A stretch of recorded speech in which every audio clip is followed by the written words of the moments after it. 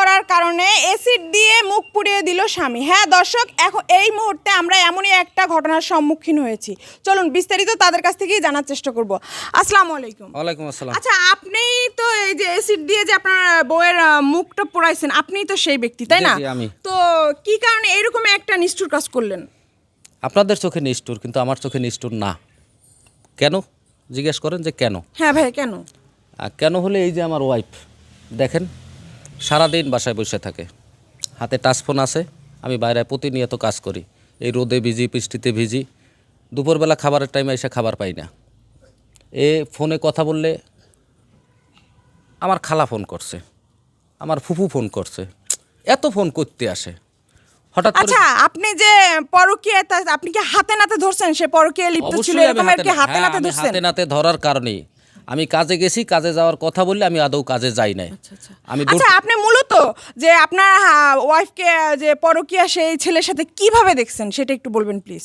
আসলে কিভাবে দেখছি এটা বলতে গেলে তো একটু সমস্যা, তারপর আমি বলি, কারণ আপনারা না বললে তো বুঝবেন না।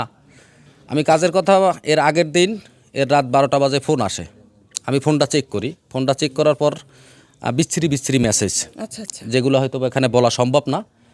তো আমি কাজের কথা বললে আমি কাজে বের হই, কিন্তু আসলে আমি কাজে যাই না। ঘরের পিছন থেকে আমি আসছি, আসার পর দেখি ও একটা পরপুরুষ নিয়ে ঘরের ভিতরে আসে। তো আমি চিন্তা করলাম, হাতে নাতে ধরার পর আমি ডাক দিছি, বলে আমার খালাতো ভাই। আমি তো আমার শ্বশুরবাড়ির লোক। যাই হোক দর্শক, বুঝতে পারছি সে কি আসলে মানে বলতে চাচ্ছে। সে একজন হাজবেন্ড হয়ে এইরকম একটা খারাপ কথা মুখ থেকে বলতে চাচ্ছে না। তো আসলে প্রত্যেকটা হাজবেন্ডই এটা হলো খুব কষ্টের। তো আমরা একটু এই মুরব্বীদের সাথে কথা বলবো। আচ্ছা আন্টি, আসসালামু আলাইকুম। তো আপনার তো ছেলের বধূ, মানে পুত্রবধূ। হ্যাঁ, তো আপনার পুত্রবধূকে যে এইভাবে মানে এরকম একটা খারাপভাবে ধরছে, এটা কি হাতে নাতে ধরছে না এটা একটু আমাদের বলবেন? এটা হাতে নাতে ধরছে, কারণ এমনি সংসারে কাজ কাম করে না, টুকটাক আমি দেখি ফোনে এইভাবে কথা বলে, মাঝে মাঝে ওই ছেলের সাথে দেখাও করে। যদি বলি ডাক্তারের কথা বলে যায়, আচ্ছা যাক সমস্যা নাই। তারপরে ফোনে কথা বলে, সংসারে তো কোনো কাজ করেই না, কোনো হাতেই দেয় না কাজে। তারপর ওরে আরও উল্টা ঝাড়ি। আচ্ছা, আমার পোলা নিজের চোখ দিয়ে দেখছে হাতে নাতে ধরছে, কিন্তু একটা সমস্যা আমার ছেলে ভুল করছে যে ওই অ্যাসিড দিয়ে মুখটা পুড়ে, কারণ উনার যখন পরকীয়া আছে দেখছে ধরছে, সমস্যা নেই, উনি তো তালাক দেওয়া। বুঝতে পারছি। আচ্ছা দর্শক, প্রত্যেকটা হাজবেন্ডই আর কি ও তখন কি করবে না করবে যদি তার ওয়াইফ পরকীয়া এরকম হাতে নাতে এইভাবে লিপ্ত হয়, সেটা দেখে কোনো ছেলেরই হয়তো বা মানসিক অবস্থা ঠিক থাকে না, তার কারণে হয়তো বা এরকম একটা কাজ করছে। তো আমরা সরাসরি তার সাথে কথা বলবো। আচ্ছা আপু, আপনি যে এইভাবে আপনার হাজবেন্ড এবং আপনার সন্তান রেখে এইভাবে যে পরকীয়া করলেন, তো এটা আপনি কত মানে কি, এটা কেন করলেন? এরকম একটা অন্যায় কাজ কেন করলেন? আসলে দেখেন, ওনাদেরও বোঝার ভুল আছে।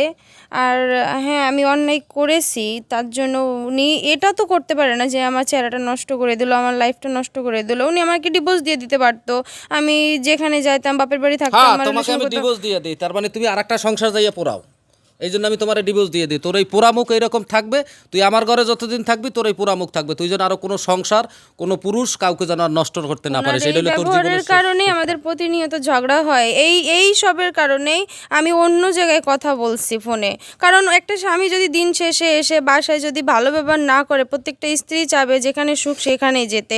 এখন উনি আমার সাথে প্রতিনিয়ত খারাপ ব্যবহার করে। আমার শাশুড়ি মা, উনিও আমার প্রতি এরকম গুরুত্ব দেন না, খালি সারাদিন কাজ করো, এই সবে আমি বিরক্ত লেগে গেছি, যার জন্যে আমি ফোনে কথা বলি। আর ফোনে কথা বলবো না কেন আপু? যেখানে মানুষ শান্তি পাবে সেখানেই যাবে।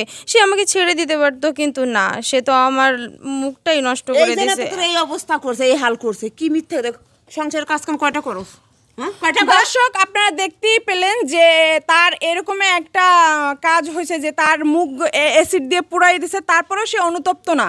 সে এখন পর্যন্ত তার পরকীয়া এইটাই সে রাইট মনে করতেছে। আসলে প্রত্যেকটা নারীর এই পরকীয়া থেকে বিরত থাকা উচিত, কারণ এই পরকীয়া হলো গিয়ে এমনই একটা জিনিস, উলিপোকার মতো, যেখানে যায় সেখানে ধ্বংস করে। তো আমরা সবাই পরকীয়া থেকে বিরত থাকব, অবশ্যই স্বামী সংসার নিয়ে ভালো থাকার চেষ্টা করব।